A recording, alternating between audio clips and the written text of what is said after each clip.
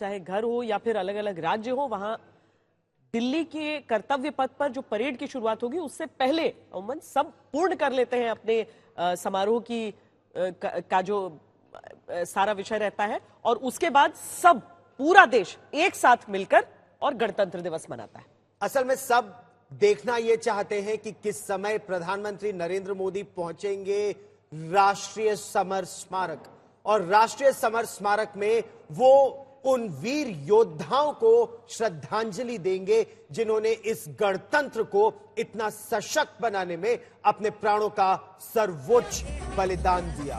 और ये जो दो तस्वीरें इस समय हमारे दर्शक देख रहे हैं, एक तरफ बर्फीली चोटियों पर देखिए भारत की दोनों ही सरहदों पर चुनौतियां बड़ी है, एक तरफ पाकिस्तान तो दूसरी तरफ चाइना, विस्तारवादी देश। लेकिन यही वो वीर है श्वेता जो निरंतर हमारे देश की सरहदों की और आंतरिक खतरे से आपकी हमारी देशवासियों की रक्षा कर रहे हैं। तो मुझे लगता है कि बाकी शहरों में बैठकर जो लोग सोच रहे होंगे कितनी ठंड है, वो इन तस्वीरों को भी देख लें, क्योंकि ये न केवल बर्फ आपको दिख रहा है बल्कि जो हजारों फीट की ऊंचाइयां होती हैं वहां पर वो तेज हवाएं भी, चुभती हुई हवाएं, और उसके बीच में जो ड्यूटीज हैं वो चाहे भारतीय सेना के जवान हो या फिर हमारी पैरामिलिट्री फोर्सेस हो, सीएपीएफ हो, सबकी टुकड़ियों को अलग अलग हिस्सों की जिम्मेदारी, और सब पूर्ण तरीके से अपने इस दायित्व का निर्वहन करते हैं। वो निष्ठा, कर्तव्य निष्ठा उनकी, क्योंकि ये तन समर्पित, मन समर्पित और ये जीवन समर्पित, और उसके बाद कहते हैं चाहता हूं देश तुझको और भी कुछ दूं। यही वो भावना है जनरल सहाय जो हमारे देशवासियों को, खासतौर पर सभी को ये प्रेरित करती है। और इस समय ये तस्वीरें हम देख रहे हैं, उत्तर प्रदेश के मुख्यमंत्री योगी आदित्यनाथ ध्वजारोहण के लिए सामने आए।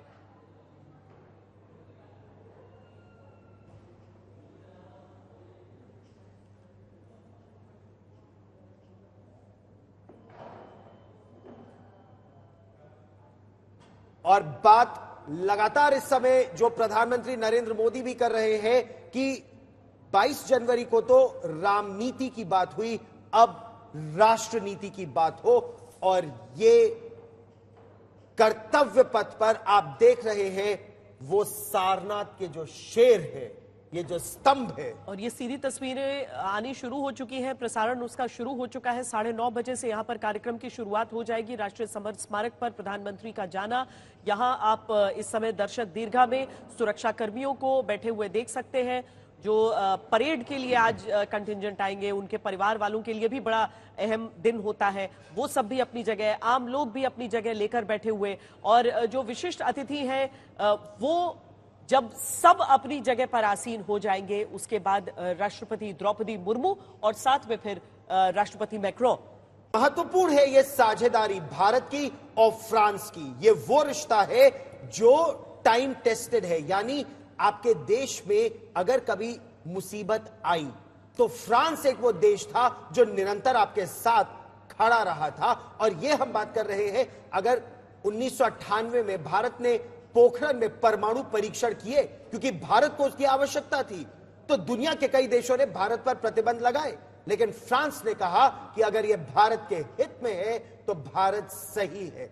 भारत को एयर मार्शल चोपड़ा जो जो हथियार चाहिए थे, जो जो रक्षा प्रणालियां चाहिए थी, फ्रांस ने कहा आपको जो चाहिए आप लीजिए। और यह संबंध अब एक नई ऊंचाई पर इसको ले जाने का इस समय प्रयास चल रहा है। एयर मार्शल चोपड़ा, देखिए गौरव, कुछ इलाकों में जो हम अदर देन एयरक्राफ्ट जिसके बारे में पहले बता चुका हूं और हेलीकॉप्टर जिसके बारे में मैं बता चुका हूं, न्यूक्लियर और स्पेस एक दो ऐसे एरियाज हैं जिसके साथ हम बहुत क्लोजली इनके साथ काम कर रहे हैं फ्रांस के साथ। आत्मनिर्भरता का सबसे ज्यादा लाभ एविएशन में है। क्यों है?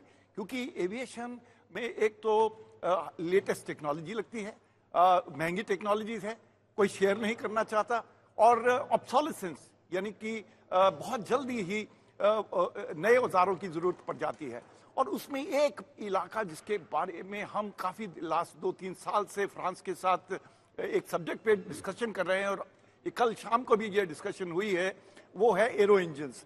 देखिए, हमारे हेलीकॉप्टर्स के अंदर एरो इंजन टर्बोमेका के लगे हुए हैं, जो शक्ति इंजन है हम उनके साथ मिलके बना रहे हैं। मिराज 2000 का इंजन भी हम इंडिया में ओवरऑल कर रहे हैं, उसको उसकी असेंबली भी कर रहे हैं। तो इस इलाके में इंडिया को एरो इंजन की बहुत ज़रूरत है। हम नए IMRH हेलीकॉप्टर जब बनाएंगे, बड़ा हेलीकॉप्टर, उसके लिए एरो इंजन चाहिए, फाइटर जहाज के लिए एरो इंजन चाहिए। 40 साल से हम कोशिश कर रहे हैं एरो इंजन बनाने के लिए, और बहुत क्लोजली साफरान जो फ्रेंच कंपनी है उसके साथ हमारी बात हो रही है कि हम मिलके एक इंजन बनाए जो भारत का इंजन हो, उसकी इंटेलेक्चुअल प्रॉपर्टी हमारे पास रहे, और ये बहुत जरूरी है अगर हमको आत्मनिर्भरता को आगे बढ़ाना है। और इसीलिए श्वेता, कोशिश ये चल रही है कि दोनों देश के इंजीनियर साथ बैठे यूनिवर्सिटी में साथ पढ़ाई करें, ताकि एक साथ दिमाग लगाकर वो इंजन बनाने की बात हो। बहुत ज्यादा विवाद हुआ इस बात पर, और कई लोग इस चीज को लेकर संशय में भी रहे कि क्या चल रहा है, रफाल को लेकर खासकर जिस तरह से बात हुई। लेकिन उसमें जब टेक्नोलॉजी शेयरिंग की बात होती है, वहां पर आकर विराम लग जाता है जब दो देशों के बीच इस तरह की साझेदारी हो। लेकिन यहां पर चर्चा को थोड़ा सा हम इसीलिए मोड़ना चाहेंगे क्योंकि दुनिया विभाजित है इस समय। भारत भले कहे वासुदेव कुटुंबकम, लेकिन दुनिया में चीन जैसे देश, आप आतंकवाद जिस तरह से उसका शिकार इजरायल हुआ, ये सारी चीजें हमने देखी, और उसी के बीच चीन मालदीव जैसे देश को एक प्रॉप अप कर देता है भारत के खिलाफ खड़े होने के लिए। ऐसे में जलसा है, साझेदारियां बाकी देशों से बहुत जरूरी हो जाती है। हमने UAE के साथ एक मिलिट्री एक्सरसाइज किया, अमेरिका के साथ हम करते हैं, हाल फिलहाल की बातें मैं कर रही हूं। ये हर जगह पर हम समय समय पर करते रहते हैं, क्योंकि हमें मालूम है कि किसी दूसरे देश को एक प्यादे के तौर पर कोई दूसरा देश इस्तेमाल करना चाहेगा हमारे खिलाफ। श्वेता जी, आप बिल्कुल सही कह रही हैं। अब जो जियोपॉलिटिक्स का माहौल ऐसा है कि सब अपने अपने नेशनल पॉलिसीज और नेशनल इंटरेस्ट को आगे बढ़ाना चाहते हैं। चाहे आप अलायंसेस लीजिएगा या गठबंधन कीजिएगा, परंतु सबका एक फाउंडेशन है इकोनॉमी। अगर आप France transfer of technology defence को दे रहा है, वो इसलिए दे रहा है क्योंकि आपकी मार्केट सबसे बड़ी मार्केट है, इंडिया की सबसे बड़ी मार्केट है, और हर चीज इकोनॉमी की तौर पे देखी जाती है। जो अभी जो गवर्नेंस है वो सही समझ रही है, चाहे आप ब्रिक्स लीजिएगा या कोई भी अलायंस लीजिएगा जी। परंतु टाइम आने पर एक बारी आपका इकोनॉमिक अलायंसेस होता है, उसके बाद में जाके आपका मिलिट्री अलायंसेस होती है। और मैं आज ये तस्वीरें देख रहा हूं 2024 की। श्वेता जी, आपको ये बताऊं कि 2016 में जब मैं परेड कमांड कर रहा था, पहली बार इंडिया में जो टुकड़ी आई थी विदेशी, वो थी फ्रेंच टुकड़ी, जिन्होंने हमारे साथ परेड किया था।